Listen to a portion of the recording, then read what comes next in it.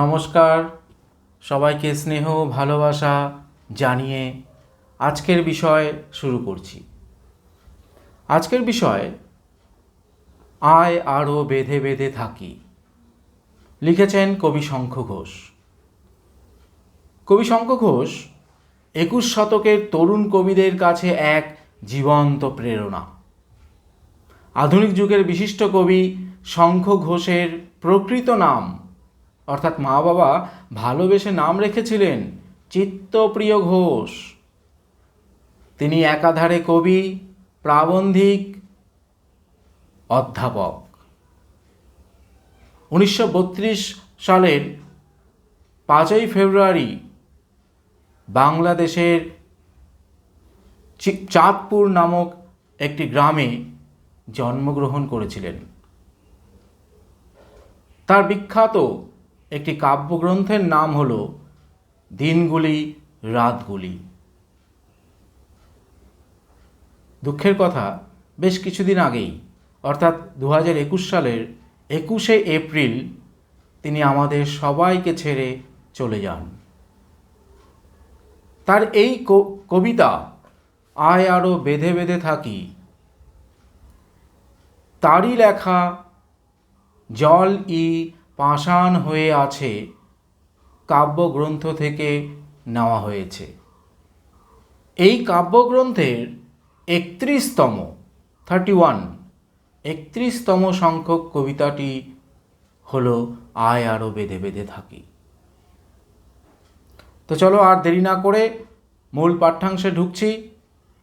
মন দিয়ে শুনবে সবাই। আশা করছি সবাই ঠিকঠাক মতন বুঝতে পারবে এবং পরীক্ষায় সুন্দরভাবে গুছিয়ে বিষয়বস্তুতে একটু ঢুকছি। তো চলো, কবিতার সংক্ষিপ্ত বিষয়। সাধারণ মানুষ আজ এক ভয়াবহ প্রতিকূলতার মধ্যে দিয়ে চলছে। সাম্রাজ্যবাদী ও অশুভ শক্তি তাদের স্বার্থকে চরিতার্থ করতে গিয়ে এক সামাজিক অস্থিরতার জন্ম দিয়েছে।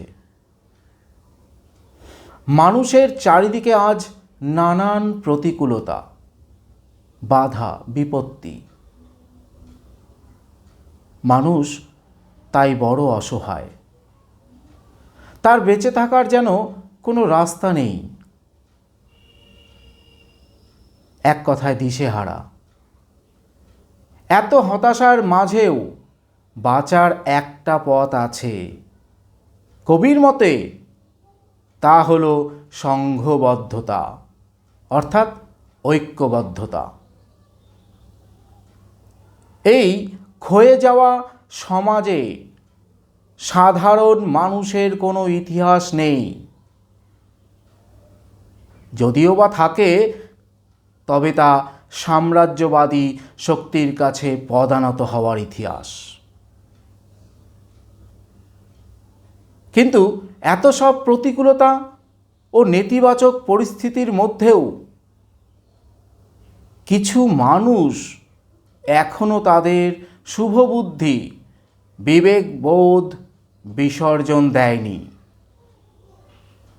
কবি তাদের ঐক্যবদ্ধ হতে আহ্বান জানিয়েছেন। তারা যদি আরও সংঘবদ্ধ বা ঐক্যবদ্ধভাবে থাকে, তবে সাম্রাজ্যবাদী শক্তির পরাজয় অবশ্যম্ভাবী।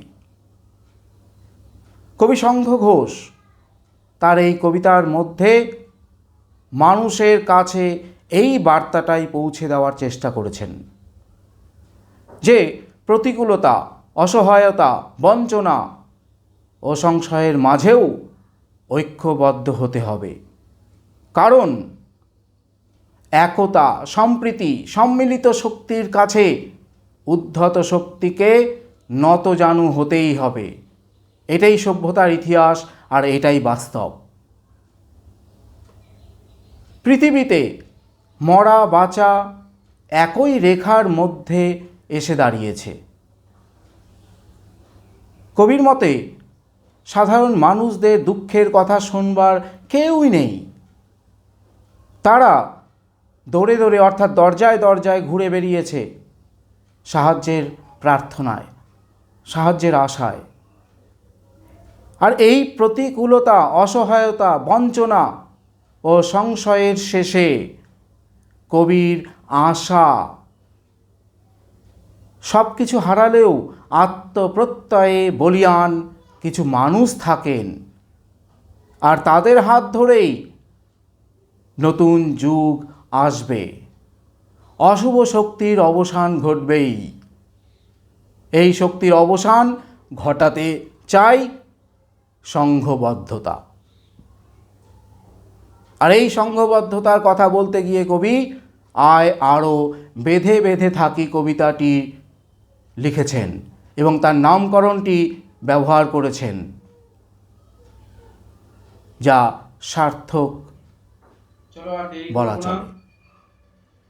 খুব ছোট্ট করে সম্পূর্ণ কবিতাটি একবার পাঠ করছি এবং লাইনগুলির অর্থ বোঝানোর চেষ্টা করছি।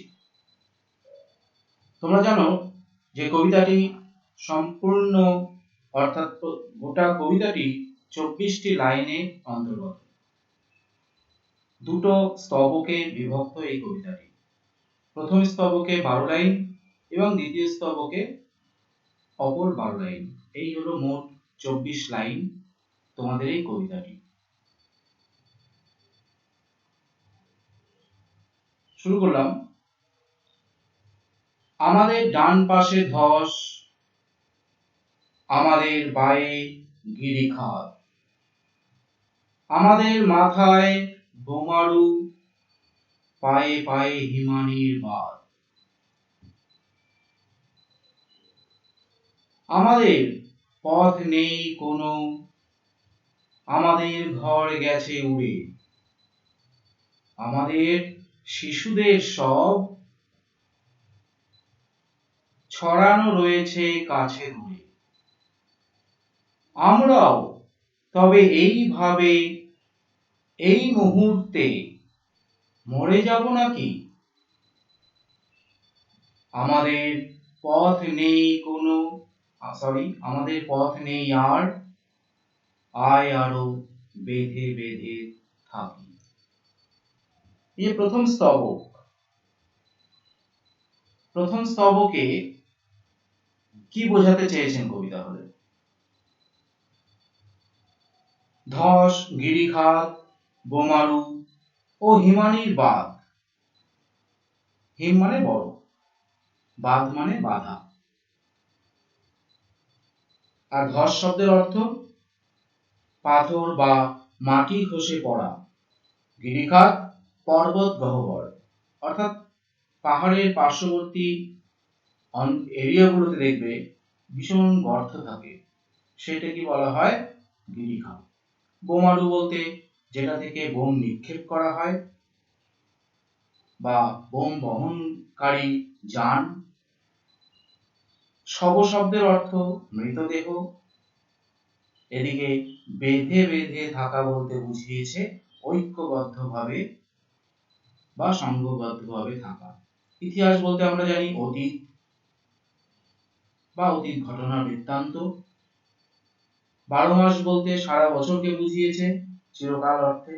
আর দৌড়ে দৌড়ে বলতে দরজায় দরজায় বুঝিয়েছে। তো প্রথম স্ট্যান্ডার বা প্রথম স্তোত্র বা প্রথম যে 12টা লাইন আছে তার সংক্ষিপ্ত অর্থটা কি? বলছে ধস, গিরিখাত, বোমারু ও হিমানির বাদ, এই সমস্ত রূপকের সাহায্যে বা প্রতীকের সাহায্যে কবি বর্তমান সমাজে মানুষের নিরাপত্তাহীনতার কথা বা অসহায়তার কথা বোঝাতে চেয়েছেন।